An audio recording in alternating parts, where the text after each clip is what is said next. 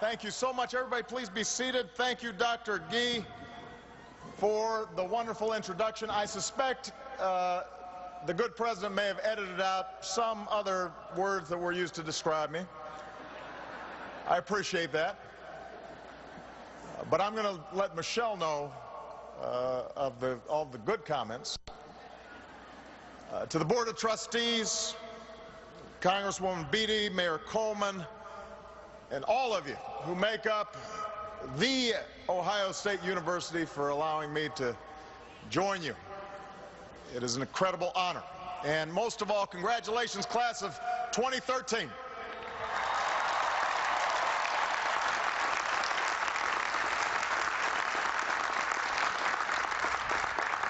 And of course, congratulations to all the parents, and family, and friends, and faculty. Here in the Horseshoe, this is your day as well.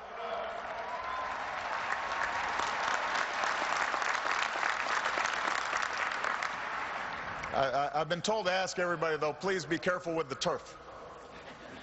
Coach Meyer has big plans for this fall. Now, I very much appreciate the president's introduction. I will not be singing today. Oh. It is true that I did speak at that certain university up north a few years ago. But to be fair, you did let President Ford speak here once, and he played football for Michigan. So everybody can get some redemption. In my defense, this is my 5th visit to campus in the past year or so.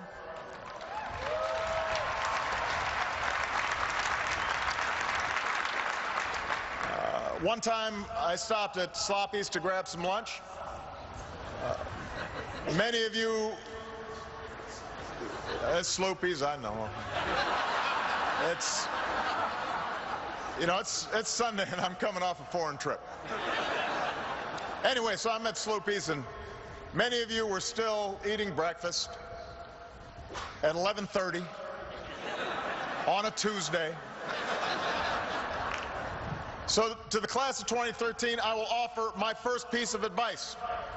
Enjoy it while you can. Soon you will not get to wake up and have breakfast at 11:30 on Tuesday. And once you have children, it gets even earlier. But, class of 2013, your path to this moment has wound you through years of breathtaking change. You were born as freedom forced its way through a wall in Berlin, tore down an iron curtain across Europe. You were educated in an era of instant information that put the world's accumulated knowledge at your fingertips. And you came of age as terror touched our shores, and a historic recession spread across the nation, and a new generation signed up to go to war. So you've been tested, and you've been tempered by events that your parents and I never imagined we'd see when we sat where you sit.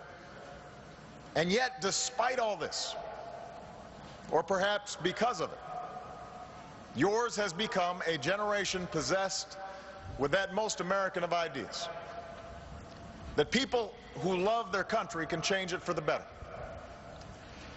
For all the turmoil, for all the times you've been let down or frustrated at the hands that you've been dealt, what I have seen, what we have witnessed from your generation, is that perennial, quintessentially American value of optimism, altruism, empathy, tolerance, a sense of community, a sense of service, all of which makes me optimistic for our future. Consider that today 50 ROTC cadets in your graduating class will become commissioned officers in the Army, Navy, Air Force, and Marines.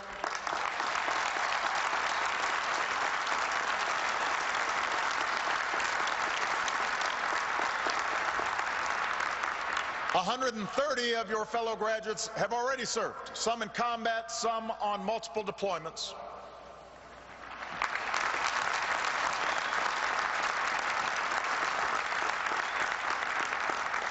Of the 98 veterans earning bachelor's degrees today, 20 are graduating with honors, and at least one kept serving his fellow veterans when he came home by starting up a campus organization called Vets for Vets. And as your Commander-in-Chief, I could not be prouder of all of you.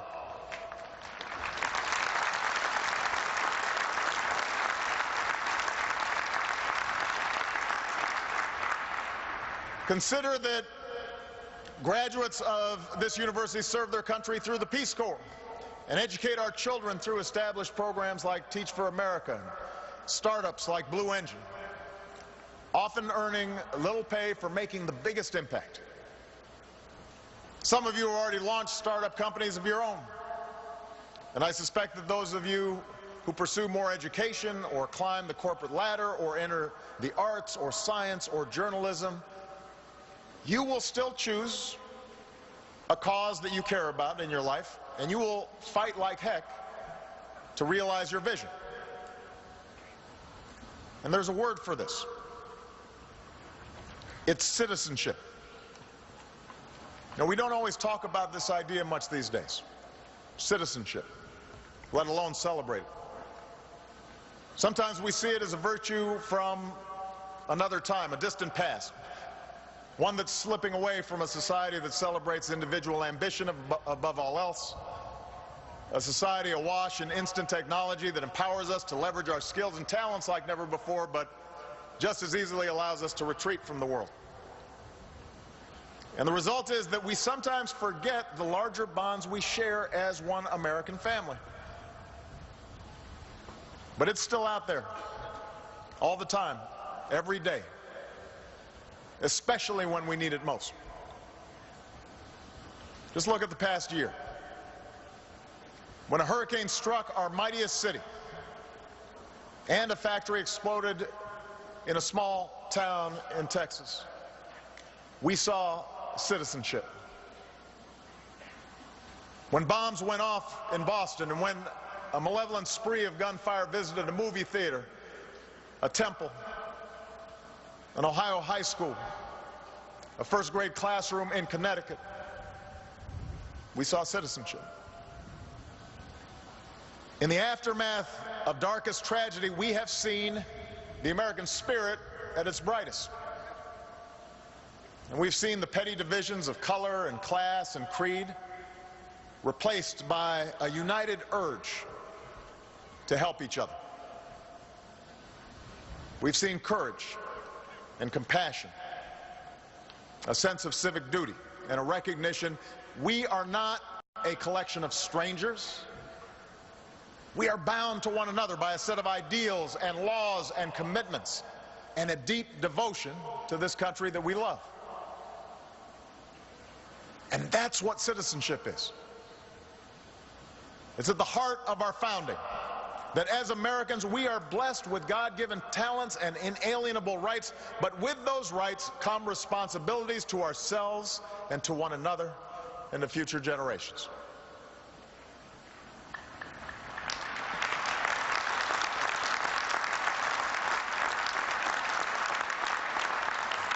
Now, if we're being honest with ourselves, as you've studied and worked and served to become good citizens, the fact is that all too often the institutions that give structure to our society have at times betrayed your trust. In the run-up to the financial crisis, too many on Wall Street forgot that their obligations don't end with what's happening with their shares. In entertainment and in the media, the ratings and shock value often trump news and storytelling. In Washington, well, this is a joyous occasion, so let me put it charitably. I think it's fair to say our democracy isn't working as well as we know it can. It could do better.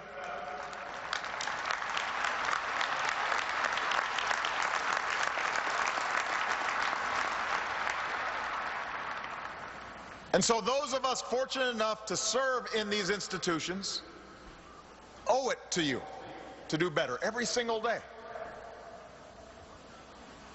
And I've been thinking a lot lately about how we can keep this idea of citizenship in its fullest sense alive at the national level, not just on election day, not just in times of tragedy, but all the days in between. And perhaps because I spend a lot of time in Washington, I obsess with this issue because that sense of citizenship is so sorely needed there. And I think of what your generation's traits, compassion and energy and a sense of selflessness, might mean for a democracy that must adapt more quickly to keep up with the speed of technological and demographic and wrenching economic change. I think about how we might perpetuate this notion of citizenship in a way that another politician from my home state of Illinois, Adlai Stevenson, once described patriotism. Not as short, frenzied outbursts of emotion, but the tranquil and steady dedication of a lifetime. That's what patriotism is. That's what citizenship is.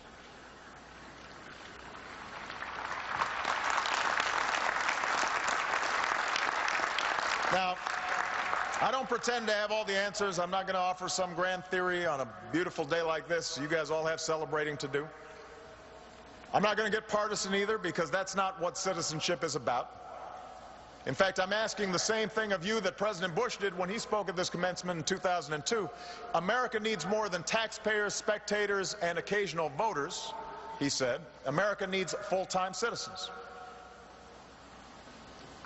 And as graduates from a university, whose motto is education for citizenship,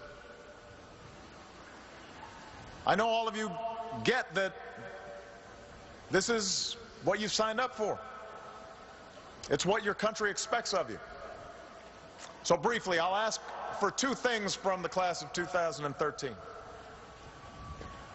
to participate and to persevere. After all, your democracy does not function without your active participation.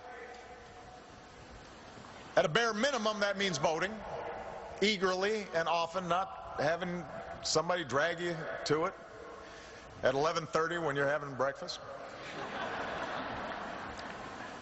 It means knowing who's been elected to make decisions on your behalf and what they believe in and whether or not they delivered on what they said they would. And if they don't represent you the way you want or conduct themselves the way you expect, if they put special interests above your own, you've got to let them know that's not okay. And if they let you down often enough, there's a built-in day in November where you can really let them know it's not okay.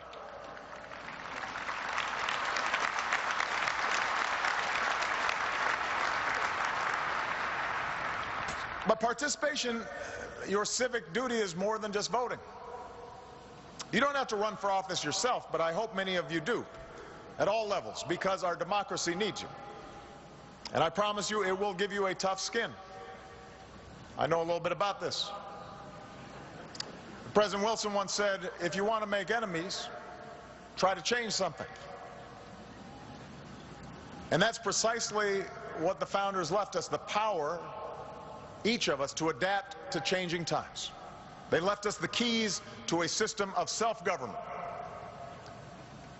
the tools to do big things and important things together that we could not possibly do alone, to stretch railroads and electricity and a highway system across a sprawling continent, to educate our people with a system of public schools and land-grant colleges, including The Ohio State University, to care for the sick and the vulnerable and provide a basic level of protection from falling into abject poverty in the wealthiest nation on earth, to conquer fascism and disease, to visit the moon and Mars, to gradually secure our God-given rights for all of our citizens, regardless of who they are or what they look like or who they love.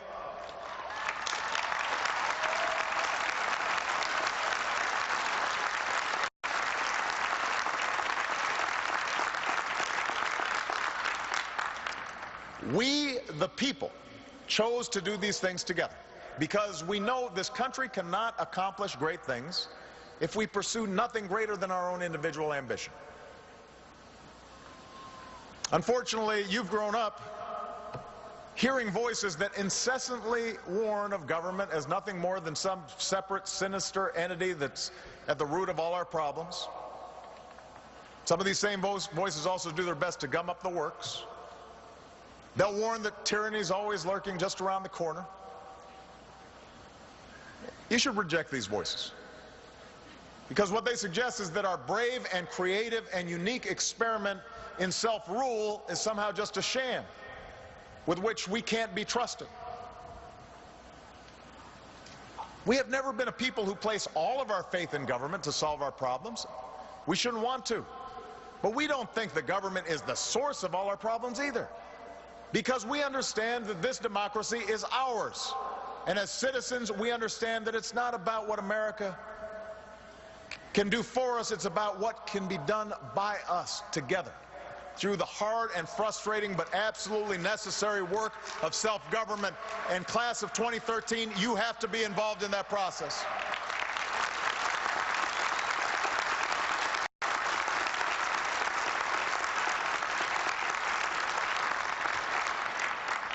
The founders trusted us with this awesome authority. We should trust ourselves with it too. Because when we don't, when we turn away and get discouraged and cynical and abdicate that authority, we grant our silent consent to someone who will gladly claim it. And that's how we end up with lobbyists who set the agenda and policies detached from what middle-class families face every day.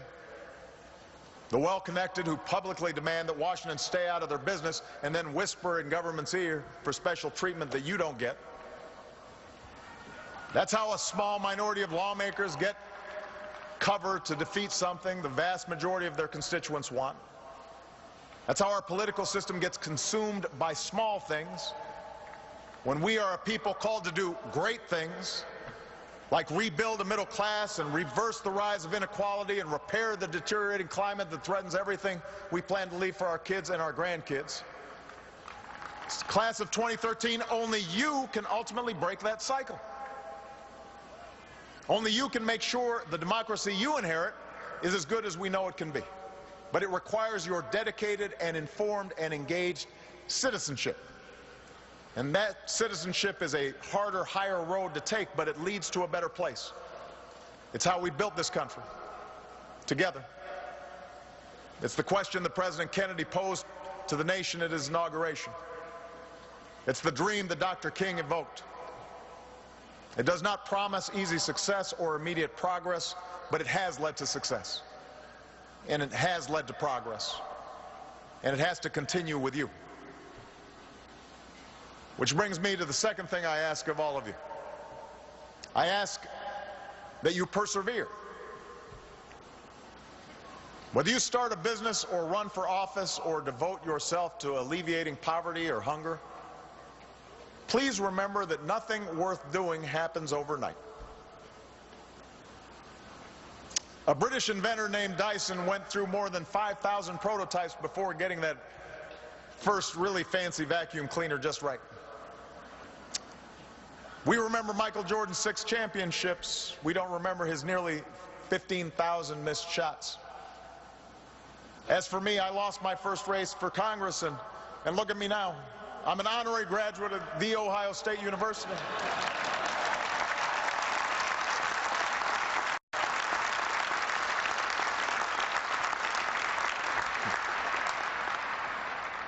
The point is, if you are living your life to the fullest, you will fail. You will stumble. You will screw up. You will fall down. But it will make you stronger. And you'll get it right the next time, or the time after that, or the time after that. And that is not only true for your personal pursuits, but it's also true for the broader causes that you believe in as well. So you can't give up your passion if things don't work right away. You can't lose heart or grow cynical if there are twists and turns on your journey. The cynics may be the loudest voices, but I promise you, they will accomplish the least. It's those folks who stay at it, those who do the long, hard, committed work of change that gradually push this country in the right direction and make the most lasting difference. So whenever you feel that creeping cynicism, whenever you hear those voices saying you can't do it, you can't make a difference, whenever somebody tells you to set your sights lower, the trajectory of this great nation should give you hope. What generations have done before you should give you hope. Because it was young people just like you who marched and mobilized and stood up and sat in to secure women's rights and voting rights and workers' rights and gay rights, often at incredible odds, often at great danger, often over the course of years, sometimes over the tranquil and steady dedication of a lifetime, and they never got acknowledged for it, but they made a difference.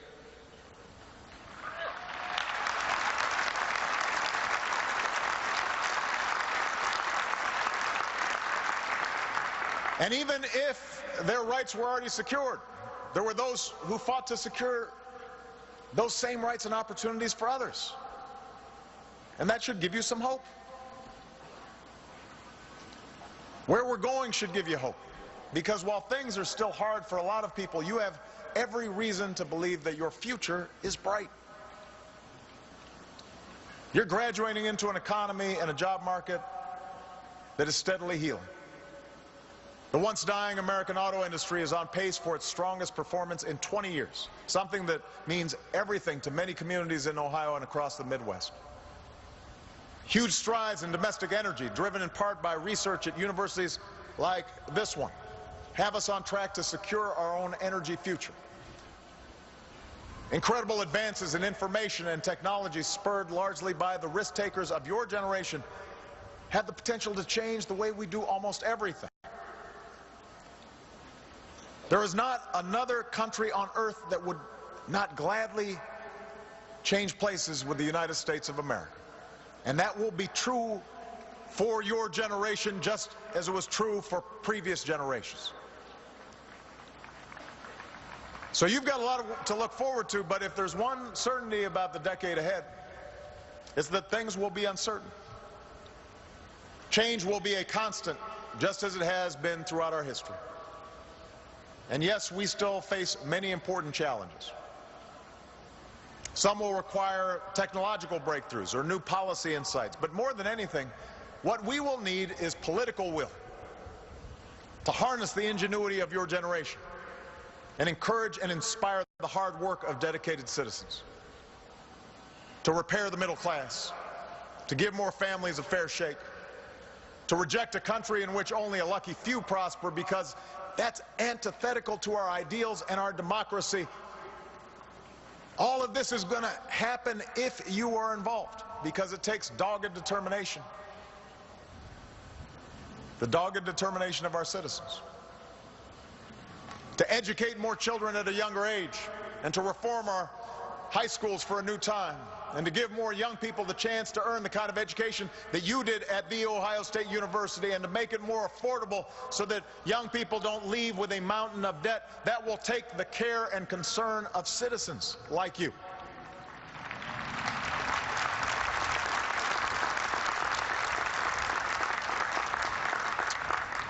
To build better roads and airports and faster internet, and to advance the kinds of basic research and technology that's always kept America ahead of everybody else. That will take the grit and fortitude of citizens.